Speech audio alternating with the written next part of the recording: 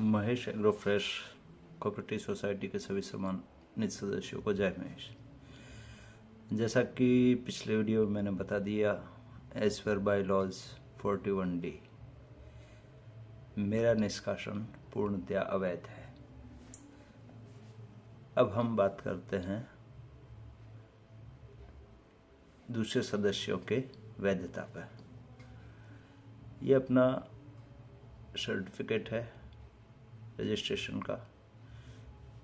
इसमें लिखा है कि the area of operation of the society shall be confined to the state of Rajasthan and Maharashtra. यदि इसकी हिंदी देखी जाए, the area of operation of the society shall confined to the state of Rajasthan and Maharashtra. इस संस्था का कार्य क्षेत्र राजस्थान और महाराष्ट्र राज्यों तक सीमित रहेगा। फिर इसके बायलॉज पे आते हैं। उसमें क्लॉज 4 मेंबरशिप। क्लॉज 4 मेंबरशिप, इसी को ही मैं क्लियर खोलता हूं। Clause 4 membership as per section 25, 26, 28 of MSCS act 2002 and rule 11 of MSCS rule 2002। Society दो कैटेगरी में मेंबर हो सकता है, एक ऑर्डिनरी मेंबर और एक नॉमिनल या एसोसिएट मेंबर। अब ऑर्डिनरी मेंबर कौन बन सकता है? A person who resides within the area of operation of the society and who genuinely need the service provided by the society and interest does not conflict with the interest of society। इसका हिंदी अर्थ देखते हैं।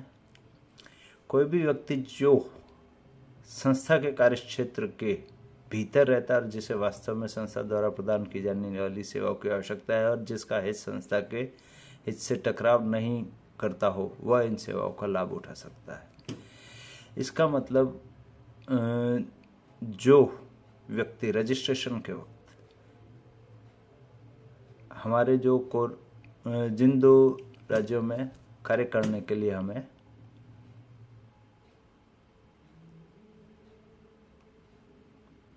दिया गया है और जो हमारे कार्य क्षेत्र है राजस्थान और महाराष्ट्र है।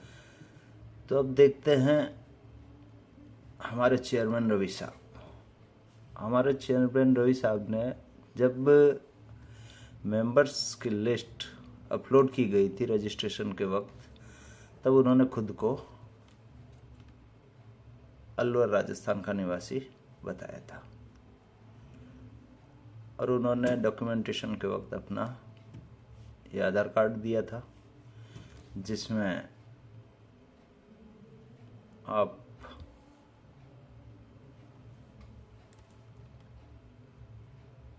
वसंत विहार साउथ वेस्ट दिल्ली के निवासी हैं। चूंकि आप उस वक्त अपने डॉक्यूमेंट के आधार पर वैलिडिटी नहीं दर्शा पा रहे थे, तब शशि जी भाई साहब से बात हुआ कि इनको कैसे मेंबर लेंगे। तब उन्होंने कहा कि रवि जी अलवर उनका फैक्ट्री एरिया है, वहाँ पे शिफ्ट हो गए हैं और जब रजिस्ट्रेशन के वक्त किसी भी तरीके की इंक्वायरी आएगी तब तक ये अपना अपडेटेड आधार कार्ड दे देंगे। लेकिन फरवरी 2026 जब मुझे फॉर्म प्राप्त हुआ, तब भी इनका आधार कार्ड नई दिल्ली का ही है। तो अपने आप में इनका इस संस्था का मेंबर होना शुरू से ही अवैध है।